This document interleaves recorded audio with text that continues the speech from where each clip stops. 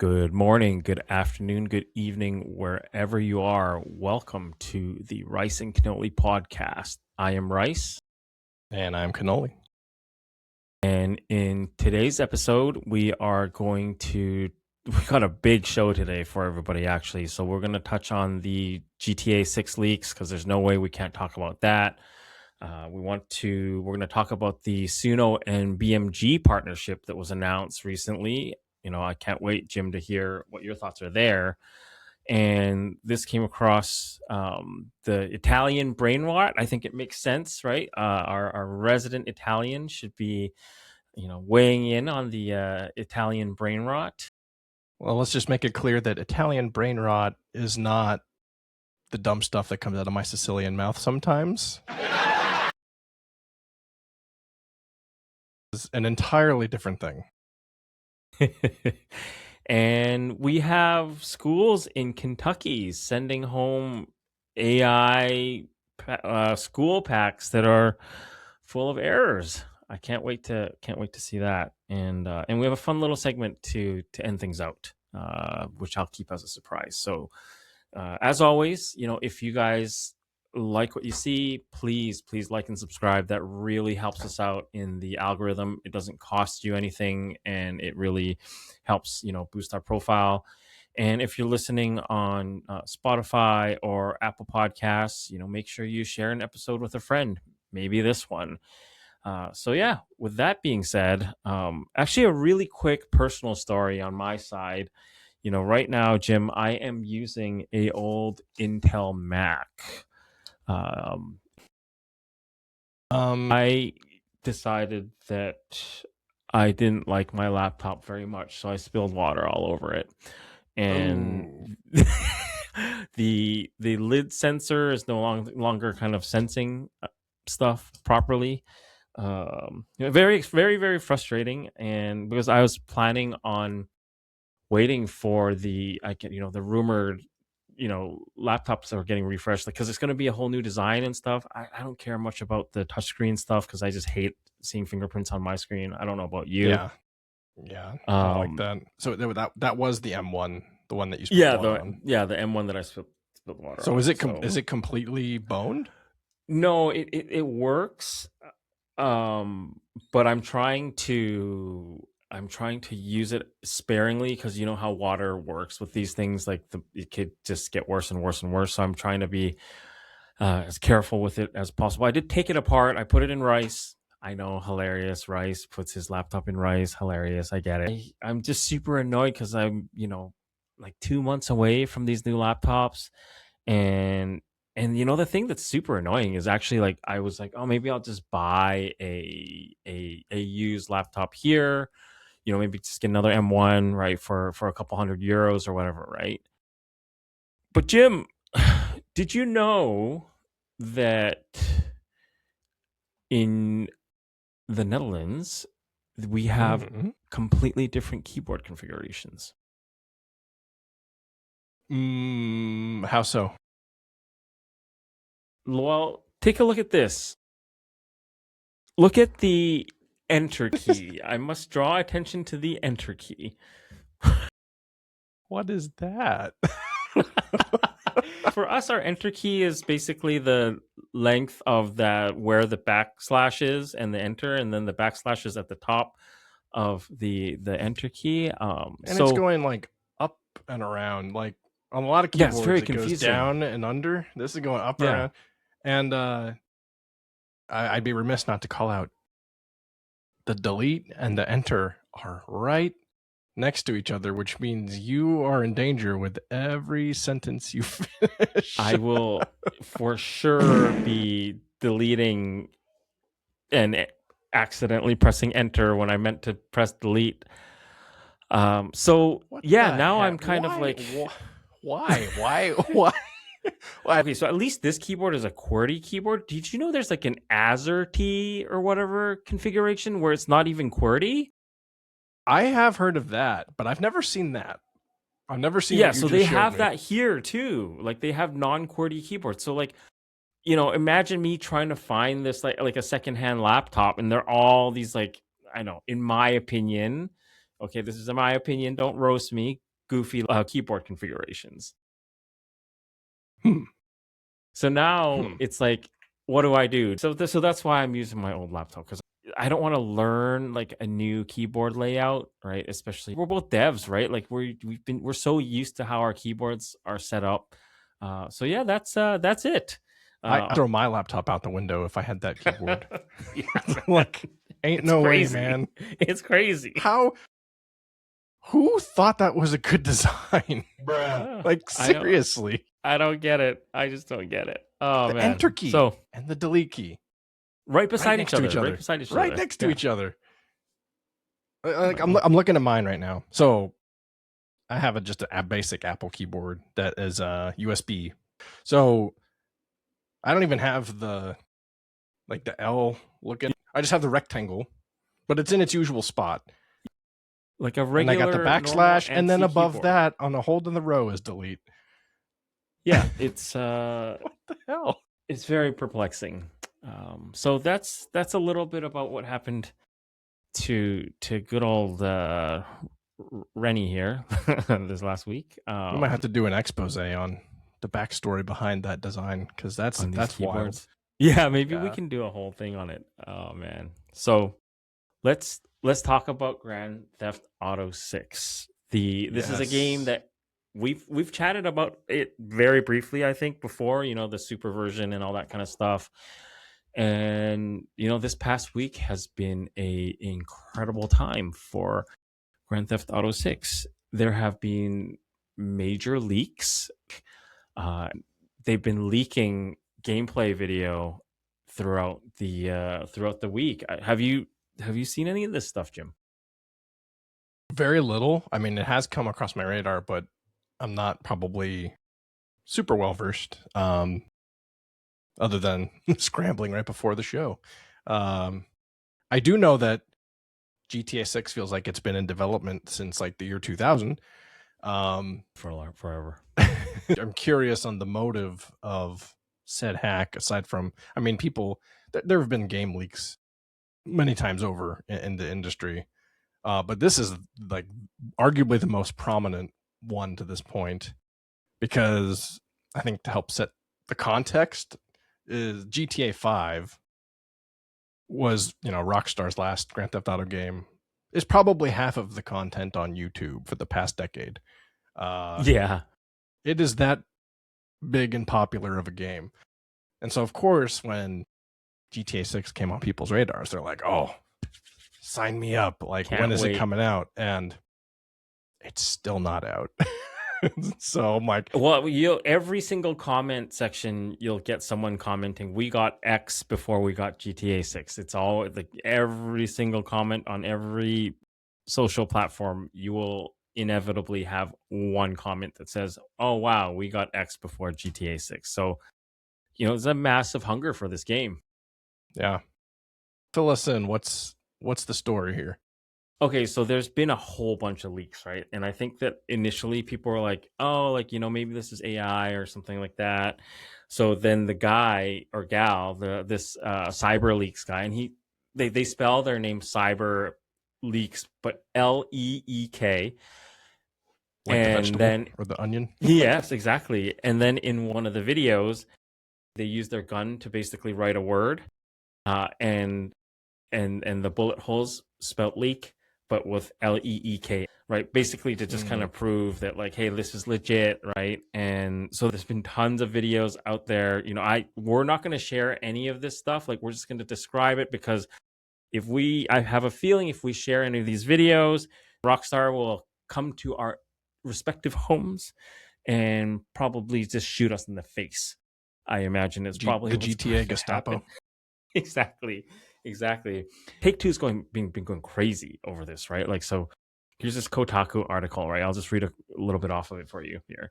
So Take-Two, the parent company of Grand Theft Auto Rockstar Games, has filed multiple subpoena requests in federal district courts seeking information related to the spread of GTA 6 gameplay videos. So this is legit, right? The company has petitioned both Microsoft and Discord for the release of any records related to various online accounts involved in the posting and sharing leaks of the game ahead of its November launch. That includes user data as well as data about any associated OneDrive or linked Xbox accounts. And here's a quote: "Is the copyrighted material includes, but is not limited to, audiovisual content, artwork, images, dialogue, or other creative elements." And this is a direct quote from the petition. I've obviously seen most of these videos, and some of it to me is really cool, right? Like, to me, it's just like the level of thought that these devs have actually put into this game, right? Because I think I saw one where the guy was trying to steal a supercar, and that supercar has like crazy security system and stuff. So like basically the moment you touch it, cops are kind of all over you.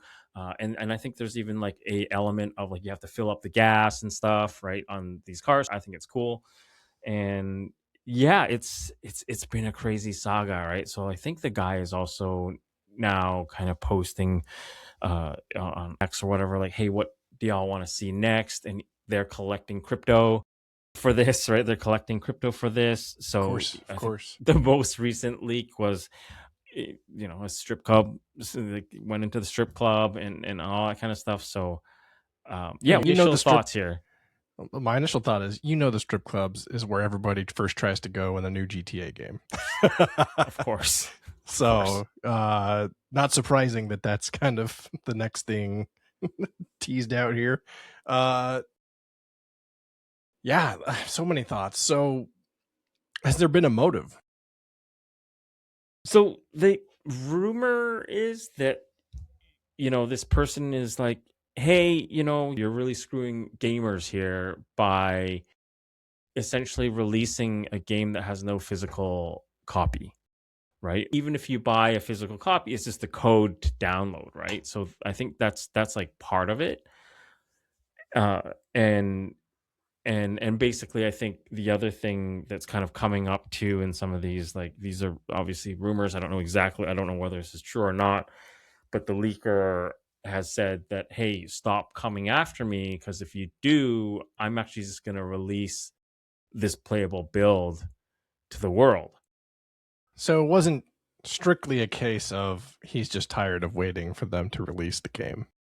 No, I don't think so. I don't think so at all. How did he get access to said build? I heard it was some social engineering. I was going to say, I'm like, it has to be yeah, something like that. Which, I mean, that's one of the primary attack vectors that hackers are loving these days in 2026. So call and pretend that you're someone else. Yeah.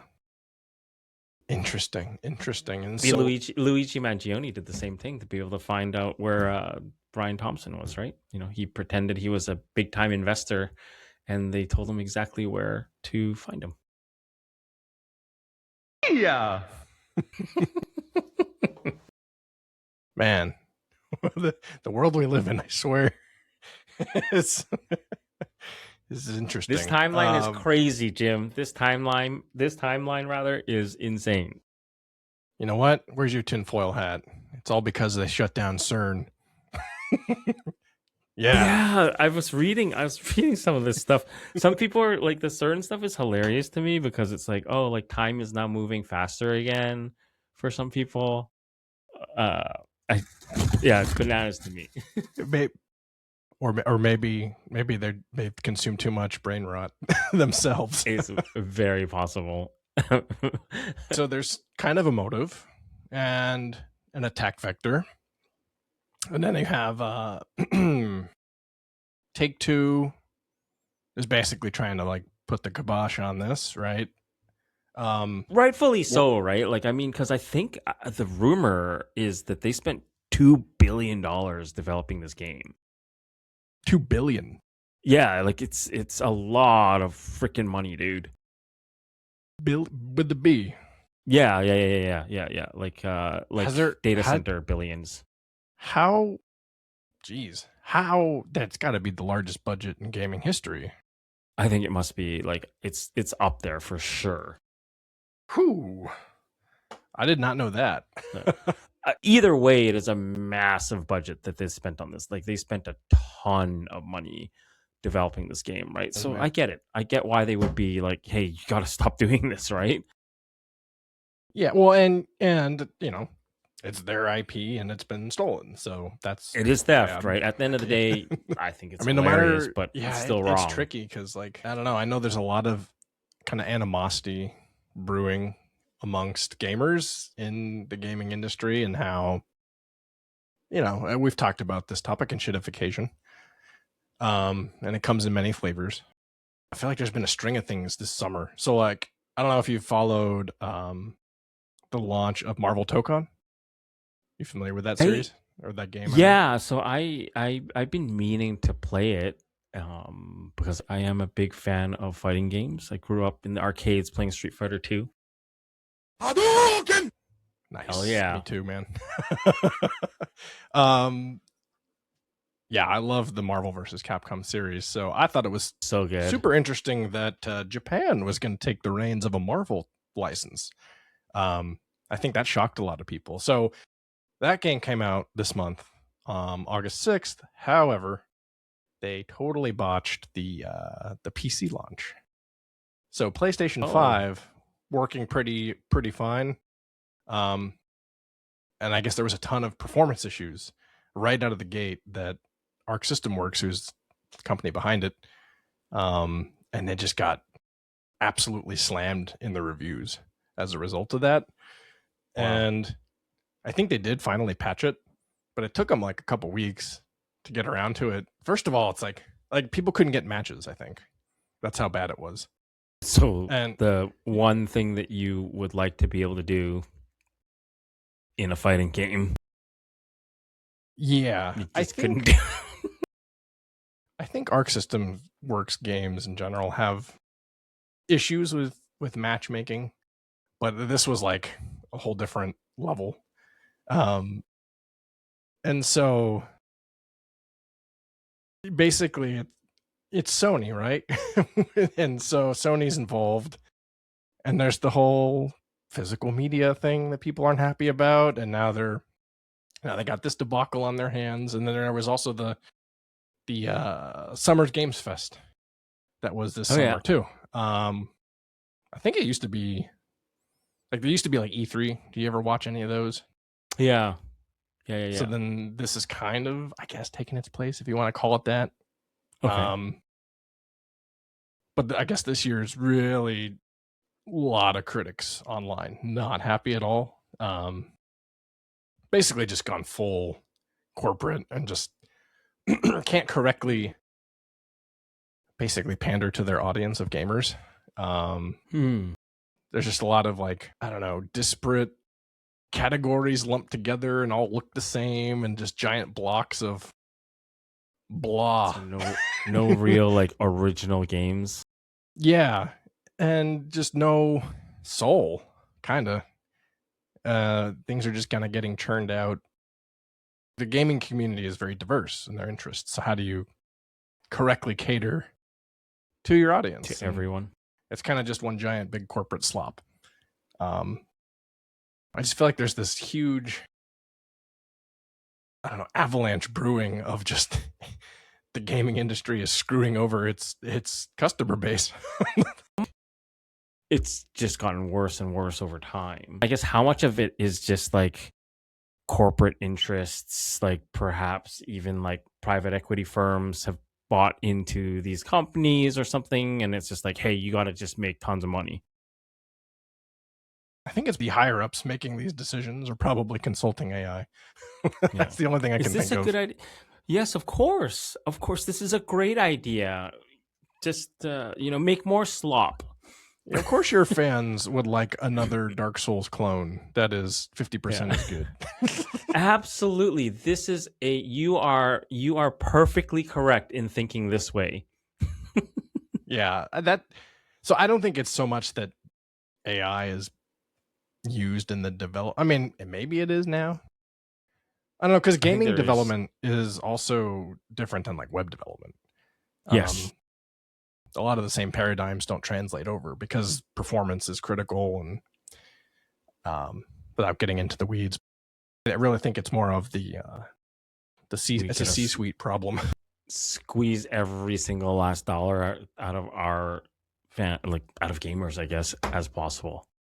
I mean, look how expensive games are now to buy. Was it like $80 a game? $80 for the basic game. You have to pay $100 for. Then you need the DLC, and that's usually like version. a few seasons of that, right? So now you're up to like probably $100. I guess you could argue. I mean, look at the staying power of GTA 5 and how it just took over the internet for a while. Is that $100 worth of entertainment? Maybe you could make the case. Maybe, but how many GTA 5 level games exist? So I think that's why indie developers have been really popular, especially since COVID times. That's true. Really come out of the woodwork, and there's a lot more soul and character in those games. They're cheaper. The community is way more involved. Did you play Expedition 33 from last year? No. I wish I had time for gaming, but not these good days. Game. Yeah, I've heard good things, I really enjoyed it. And I understand why it got Game of the Year. Nice. Yeah, I mean, there you go. So I don't know where this is all headed. I feel like if this keeps continuing this way, I mean, the gaming industry is going to be on life support at some point because I don't know. I guess here's a question. Do you support CyberLeaks in this case? Not that you're condoning, crime, but the way things have evolved, it's like, at what point do you start to take things into your own hands, vigilante justice? I think for me, my position for this is the same as and we mentioned it earlier, the Luigi Mangione thing, right? I think that I obviously don't condone, killing someone. I think that's bad. However, that comparison's a little more darker because somebody actually got physically harmed. Yeah. However, I understand why, he felt compelled to do this. So it's the same thing. I understand why CyberLeaks feels compelled to do this, right? Because, you kind of just get pushed to, like, obviously the Luigi Mangione case, like, situation is 1,000 times, right, of just like this kind of gaming thing, right? But I feel like they are kind of two sides of the same coin, right? Like the whole problem is that there's so much corporate greed across all industries, right? And for healthcare, obviously it's brutal, right? I think it's the number one reason for bankruptcies in the US. If you have, I mean, I know people personally that have been affected by medical bills just ruining their financials. Exactly. Like, I think everybody knows someone, right? And then from like a gaming perspective, it's the same thing, right? It's just like, hey, like, let's create all these microtransactions and let's not give people physical media, but charge them more money, right? So I think I still remember all just the same. I remember when microtransactions first became a thing back when I used to play Call of Duty, and I remember the response back then being like, "This is terrible." People hated it, and that was like over a decade ago. But then some finance guy was like, "Oh my God, we are making money hand over fist with this, with this bullshit." Yeah. And then every single game, kind of subsequent to that, had microtransactions, right? Like there's every game that you play, I feel like has microtransactions in it now. So as far as like the end game, right? You would think that these corporate entities would realize like the train is heading for derailment, like it's inevitable. It's not if, it's when. And so you'd think they would try to change course before that happens, and yet it seems like more often than not they just let the train go. And it's just like, why? Because you could adjust course and continue to have a business that makes money, versus just trying to get as much as you can now and just trashing it. I think there's just like a level of hubris, right? That like I'm not going to be the one holding the bag for this, right? Like I'm going to be able to get mine. So like who cares? And selfishness, right? Yeah, okay. So yeah, the train is heading towards derailment, right? But hey, I'm going to make $10 billion, so I don't give a shit. But you could keep the company alive and continue to make more money over time. I guess they're just not that No, but they're so farsighted, right? Like this is the thing, right? I think that we have been, as a society, to me, it feels like very short-sighted decisions to make profits, right? Like I think that you see that across all industries, right? Is that and part of it is just like it's because of profit maximization, right? The question that you're asking, Jim, is the same as like, hey, why does a tech company like a Google or an Apple or a Meta, right? Like, why do they have to have double digit returns every single year? Why can they not just be making, I don't know, 5% returns every year, right? As like a massive blue chip company, like what is the problem with that? Why is that an issue? yeah. And at some point, it destroys your society. So, You know, speaking I'll of just throw that one out there. So, speaking of the destruction of society, I would love to hear your thoughts around this Suno and BMG partnership. I was yeah. So flabbergasted when I saw this. I know. I immediately, like, my radar went off. I was like, whoa, that has This is potentially big insane. implications because, well, to this point, maybe for those who aren't familiar, Suno is a platform where you can AI generate music. Now, they have to train the models from somewhere on said music. So, where do you think they got a lot of that material? Existing artists, right? Oh, I And then you wonder, could, Jim. much like the rest of AI, just committing mass theft. Um, they're I still in a believe lawsuit I believe they with. lost the lawsuit in Germany. They settled that one. Yeah. I think they settled out of court. Um, but this is a case where they so BMG willingly went into a partnership with Suno with no legal implications, a genuine partnership. And BMG is a huge, music entity, Yeah. publisher. So I'm trying to think, who are the more prominent artists on the label? Okay, we got Kylie Minogue, Lenny Kravitz, Iron Maiden, Motley Crue, Blonde. So yeah, I mean, a lot Big, of big names. Bruno Mars. So you got big names. And part of the agreement is supposedly the artists will be able to opt in to having their work be trained by the models. Supposedly, What they're about going to turn off all their old models, that like the existing ones that everybody's been messing with, and they're going to turn on these new models, probably with this in place. But is it though? Like, are they really going to do that though? I I don't believe these companies. I I don't either. guess is the thing, I don't either. right? And okay, you've turned off those old models, but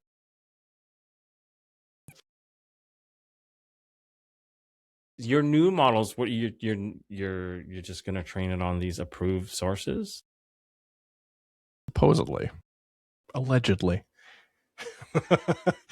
But here's the thing, like it's not even clear yet how the artists will opt in. Right. So there's still a lot of basic logistics that haven't even been hammered out. Um oh the settlement, by the way, was Warner. So Yeah. So another big one. so the German one actually they lost the suit. So here it is, right? So, German Music Collection Society (GEMA) notched another major legal victory in its campaign That's right. against a campaign to rein in AI companies' use of copyrighted materials. The Munich General Court has ruled that Suno is in breach of German and U.S. copyright law by training its AI systems on songs from Gemma's repertoire and storing and reproducing them. So yeah, they actually lost this one. Mm.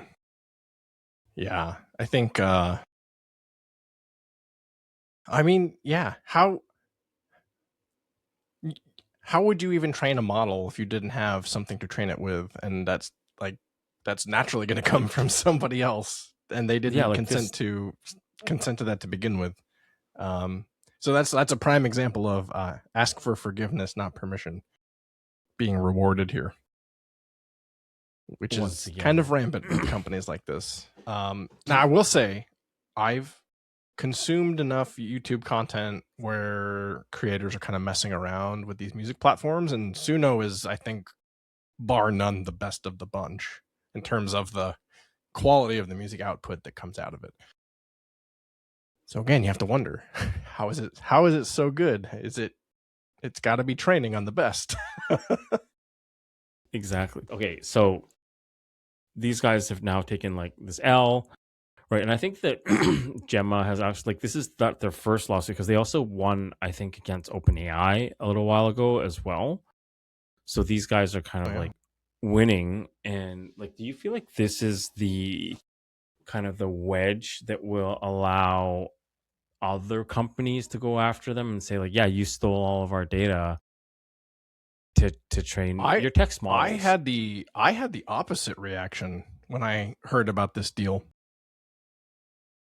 I think this is the wedge for a new Spotify moment Right. where you have BMG entering into the deal, and that's going to open the gateway for more of these labels to also do some kind of an official partnership. And if there's some kind of semblance of success with that, and Suno and BMG market it as such, like, hey, look at these artists who opted in, and look at this amazing stuff that's being created. There's going to be another label and another money guy being like, we got to get on that train too. And then you start to get the snowball effect.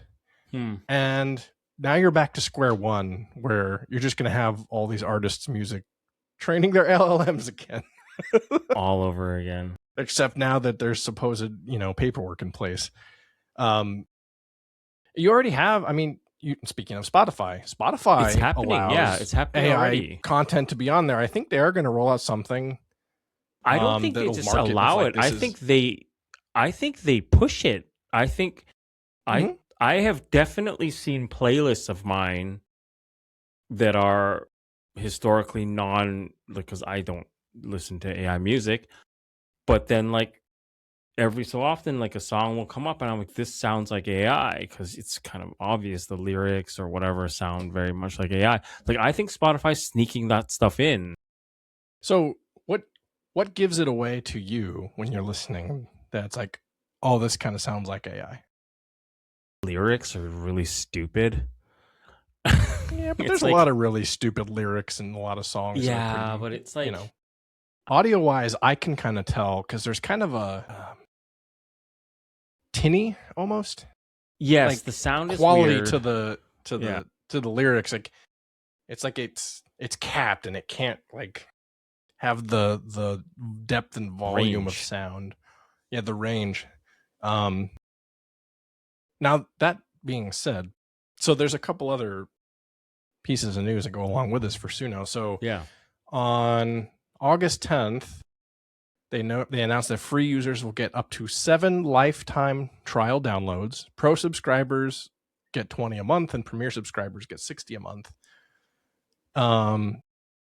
And then from September 3rd, a song sitting in a paying subscriber's library cannot be released, sold, or licensed until a download has been spent on it. So they're trying to paywall the efforts here a little bit stronger. So they're paywalling download the cap. AI music? Mm-hmm. Yeah, download cap is therefore a toll on getting Suno output onto a streaming service with extra downloads available to buy. I think what they're trying to do is get a lot of the freeloaders and the trolls potentially by, okay, now there's parameters to this. So only the serious AI musicians can leverage the platform accordingly. For our audio listeners, I am making the most confused face I can come up with. I am so confused by this. I don't get it. I think it's weird. I think it's weird.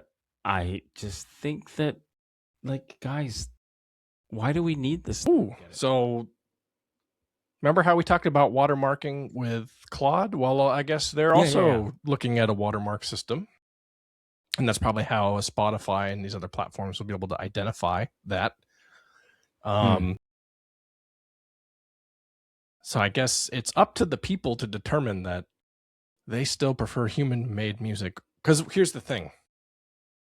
They can put all these measures in place and sign all these deals. Ultimately, they will only continue to make money as long as people consume it, right? Yes. So let's say Spotify and all these other platforms are like, this is an AI song. This is an AI artist. If people don't still listen more heavily to the human music, they're going to continue to push forward because there's ears. Yeah, but I think the thing is it's a bit more insidious, right? Because I 100% I've definitely listened to my fair share of AI music by accident, right? Because I'll just be working or whatever, and I'll have my Spotify playlist, and then they'll just like sneak in a couple tracks in there, and I'm just like, wait, that was AI, God! And I listened to the whole thing. So I don't know, Jim. I'm just gonna use my old iPod that I have, and they need to bring the iPod Nano back. That thing is perfect for working out because it's so tiny. I still have mine. I have one, but I don't like it charges anymore. Yeah, if only. I've seen some pretty creative reimaginings of existing works where it's like, this is a cover of this song and this artist, but maybe in a completely different style. And some of those are actually really cool. I'm not going to lie. There's the AI based version of it. Now a human band goes and performs that. But then here's the thing. Who gets the credit as the artist? Is it the guy who made the AI version of it? Should that even be allowed? I think this is so tough, right? Because you can't say like, oh, you can't make a different version of this song, because that would just basically kill every single cover band, right? Because like is a cover band that plays, you already have like certain legacy artists, we'll call them, that are very aggressive on upcoming artists, where if part of a hook is like 95% the same, they're on you with their lawyers. And this isn't even AI. This is just humans. Yeah, this is like other humans. So there's already an element of this out there, and now it's AI's and shitification. If I'm being honest, I think that Spotify has been a massive L to the music industry, right? Like, as kind of like convenient as it is, right? Nobody buys albums anymore. I don't know if you remember. It was like the Napster days, right? Napster kind of broke ground there. Then it got shut down, and then out of the ashes later on, you have Spotify, which made it legal with paperwork, which is kind of what's happening with Suno, right? Except that it's not two companies, it's one company. They're just speed running it.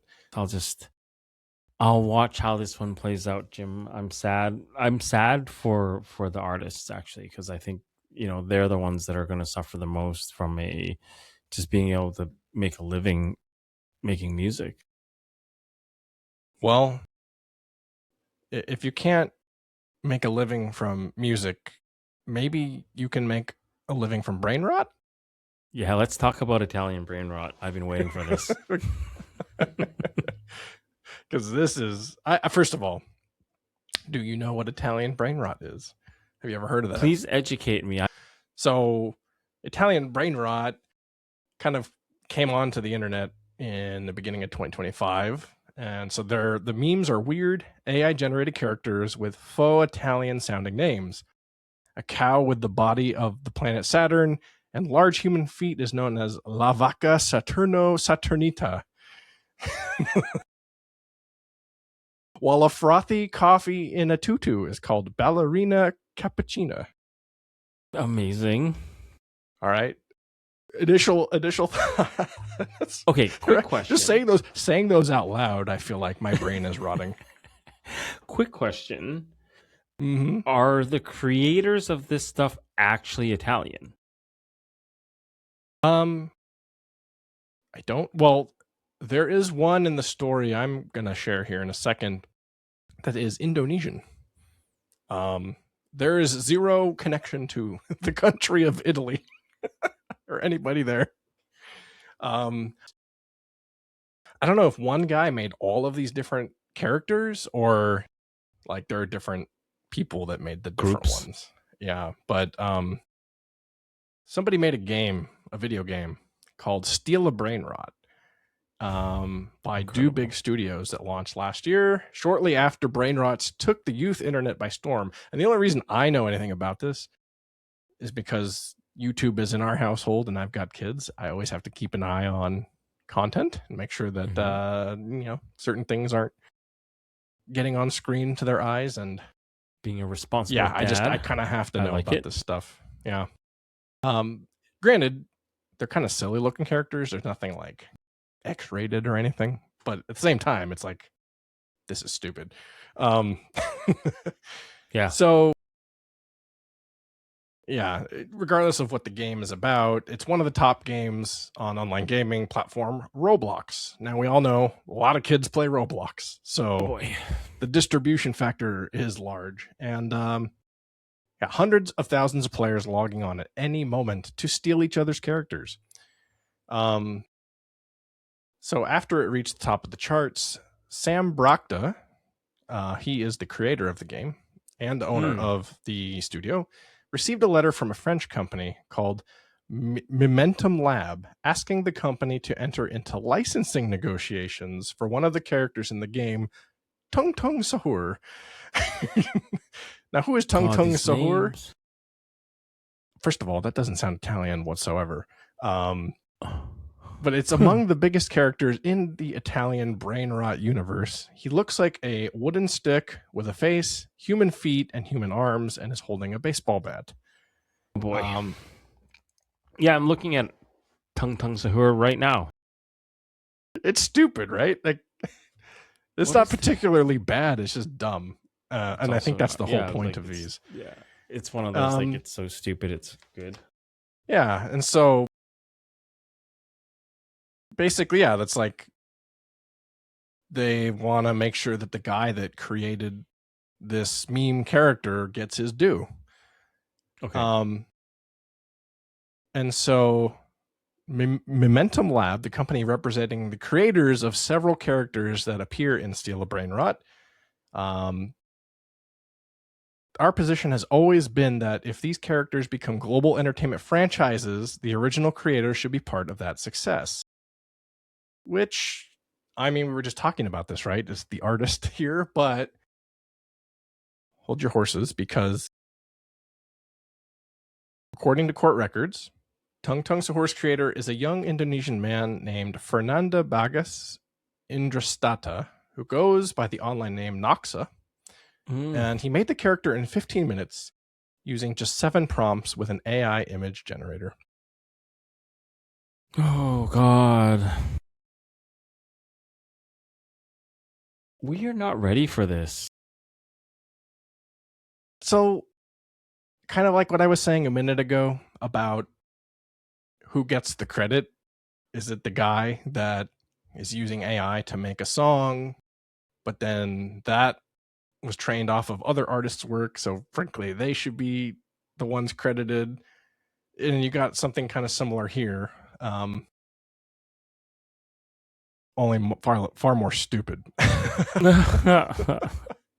But I thought this was interesting because it's like music is a global, serious thing. Music has been around as long as man has existed. Mm-hmm. This is like some stupid subgenre niche of the internet, and you're still seeing licensing type questions come up again. And it's like, And it's it's super licensing interesting. something that's created by AI. Mm-hmm. Yeah. I I wow. think it's still ongoing. I think it's in litigation. In general, the standard for originality is pretty low, he said, and the creator of Tung Tung Sahur. It doesn't have to be like the most creative thing in the history of the world, which sadly is true, I guess. Fair enough. So how do you litigate on that?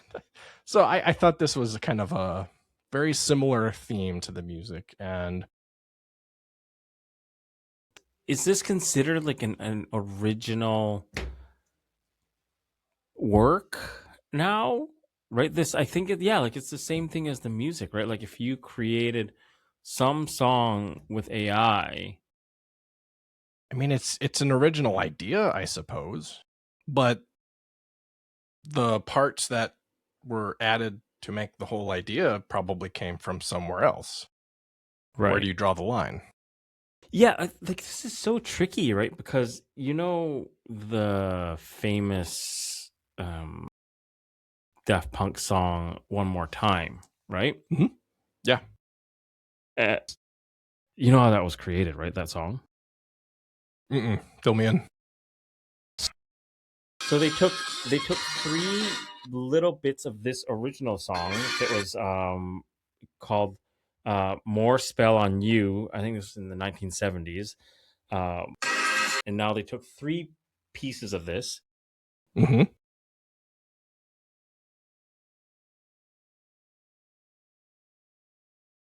So that's one part, and the second part, and the third part.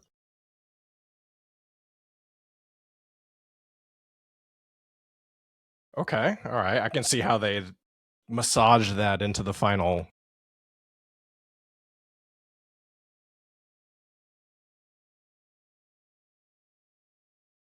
Yeah, that definitely sounds like it right there. So if I were to ask you then, right, they took 3 small, I don't know, not even 10-second blurbs of the original work Samples. and created a whole new song. Sampling has been around for a long time. Now I think usually you don't always have to pay the original Like a artist to use a license. sample, but you usually have to at least get their blessing, I think, has been usually the protocol there. Okay. So I'm going to assume in this case, perhaps they did. I assume Daft Punk got an okay for sure. Yeah. Right. But that's the thing, right? At least you're getting a thumbs up, like, yeah, go for it. Or not unless you pay us. And then some people still do that with their songs. Right. Right. I think there have been some samples people paid like obscene amounts of money to use like a 2-second clip in their song. Right. But this is, yeah. I guess the Brainrot one's interesting though, because this Tung Tung Sahur, it's more obscure where it's sourcing that from. So I don't know. And music, I suppose, is a little easier because you have like the waveforms or whatever to match the signature of the song. You can kind of figure it out. Mm-hmm. This thing was created off of the backs of all the other artists that it's ripped off, right? Like this is not like inspired by or whatever, right? So then does this thing have any copyrightable claims at all? This one might be more I'm tricky. fascinated by this. I'm fascinated by this case, actually. Yeah, I'm pretty sure we won't be able to solve that on this episode, but I am also fascinated by that. In a similar vein, and speaking of AI, and actually geography this time, I have a question for you. Yes. How many U.S. states do you think you visited in your lifetime? I'm probably one of those people that Middle America hates. I've definitely visited most of the coastal states.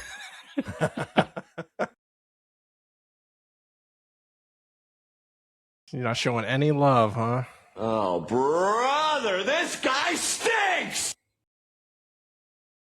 Yeah, I've definitely visited a lot of the coastal states. I'm kind of in a similar boat. I think I counted 15 states that I've been to in total, but most of those tend to be west or east coast. A couple in the middle, but yeah, I mean, I've been to. Did you ever happen to visit Veneki by any chance? The what now? Or North Dakota? I have not. What about New Mizone? These must be new. New to Union. 51st, 52nd, 53rd states, right? Nope. This is from futurism.com. Kentucky Middle School sends students home on the first day of class with AI-generated educational materials full of inexcusable hallucinations, including a map labeled with North Dakota and Oklahoma.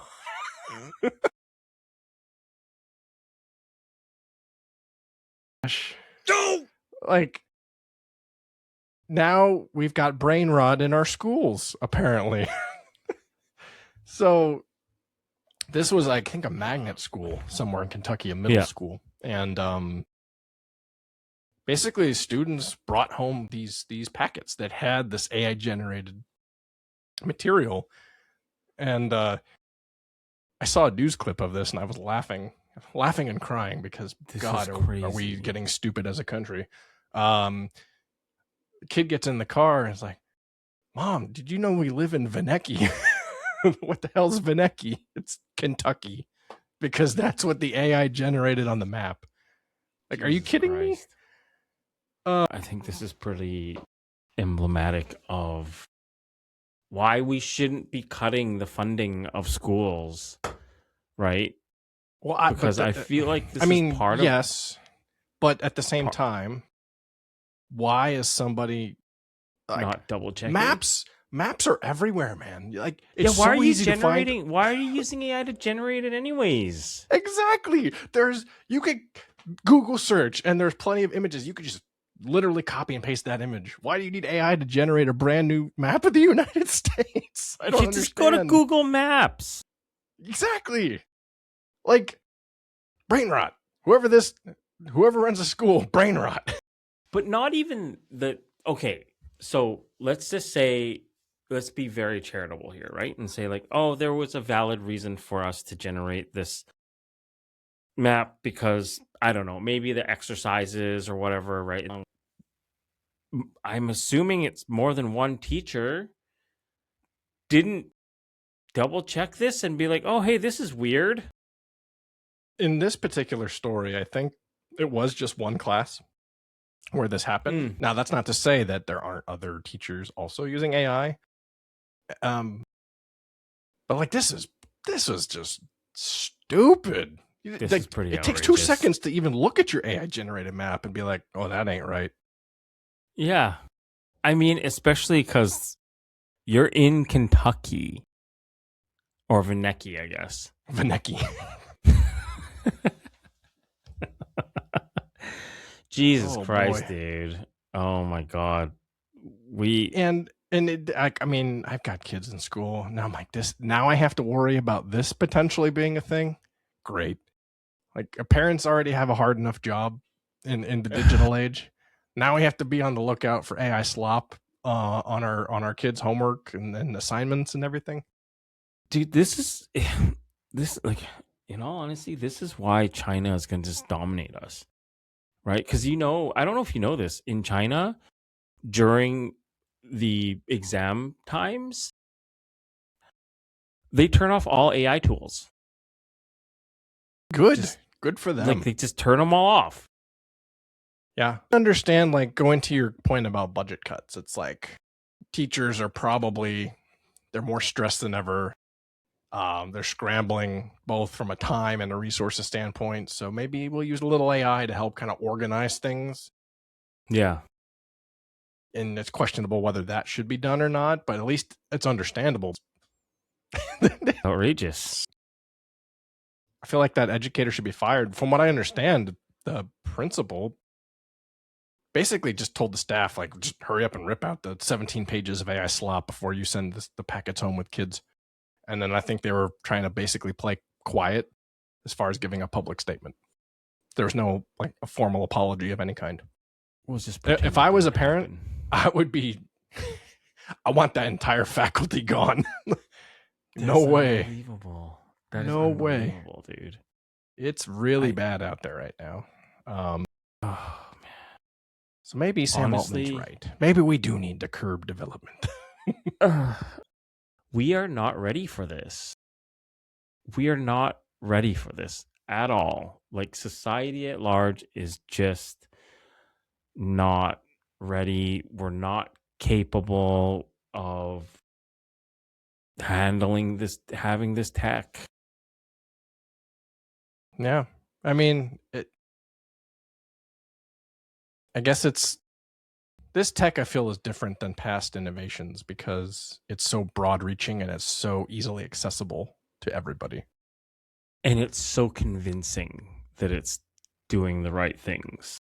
I'm just going to find a cabin in the woods, Jim, and completely disconnect from the internet. I'm going to grow my own food and just hope for the best. I think that's my plan. I'm almost right there with you on that sentiment. It's getting closer and closer each day, I swear. Like,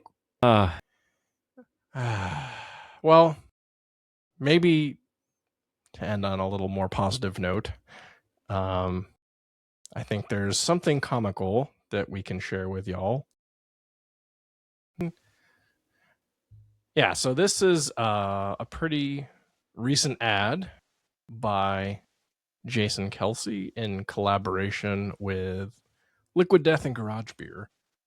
And it has to do with solving the data center problem and all the water it needs to cool things. So why don't we let it rip? All right. Well, here we go. Let's see how we can solve the problem. AI data centers waste millions of gallons of water.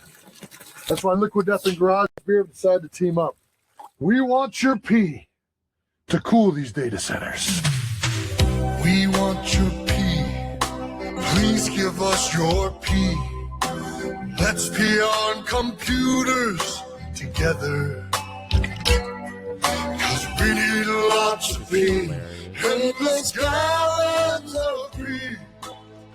Join our important endeavor. We want your pee. Please give us your pee. The briefcase. Let's be on computers together and save humanity. This is the We Are the World 2026. Yeah. With I was Garage gonna Beer's say, this is classic like light beer and this- Liquid Death sparkling energy, the this light beer of iteration of We energy Are the drinks. World, right? It's never been easier to create pee. Let's be on computers together and save humanity. So what are you waiting for? Go ahead and have another Garage Beer or Liquid Death sparkling energy. Then send your pee to the AI data center of your choice. We even make it easy with these collectible sealable mugs. Hilarious. We want your pee.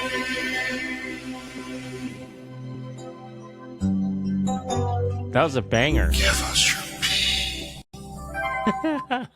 That's awesome. Oh my God. Amazing. That's incredible. That beautiful. Tears. A tear from my eye. You know, where are all those gamer girl bathwater things from like 6 years ago? Oh my they can God, hop in yeah. on this too, right? Send that Yeah, to they the could. data centers. Oh my God. They should totally do it. Oh, Jesus. You know what I think they need to do? All the employees that work at these AI companies, they need to disperse their workforce to the various data centers, and then hook up all the bathrooms to the filtration device that then feeds. Just feed their pee into the data centers. And bring back those troughs that you see at the baseball game in the restroom, the men's room. Just everybody. We're doing this for the slop. You pee in there, cool the data centers. Everybody wins. I can't wait to see the new job descriptions that come up. The pee engineer. Yeah. The pee engineer. I'm joining the pee solutions team. That's awesome. Oh my god.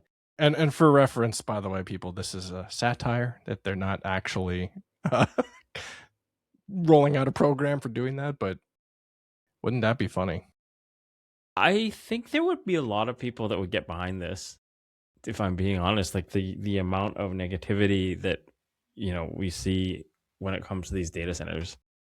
Maybe next time they're cutting the ribbon on a new data center, instead of cutting the ribbon, they can have Dario or Sam just take a leak on the front steps. Yeah, just pee into that closed loop system. There you go. Awesome. Well, Jim, as always, it was great catching up with you. This was a really nice way to end off this week. And thank you all for listening. And we will catch you in next week's episode. Peace. Bye.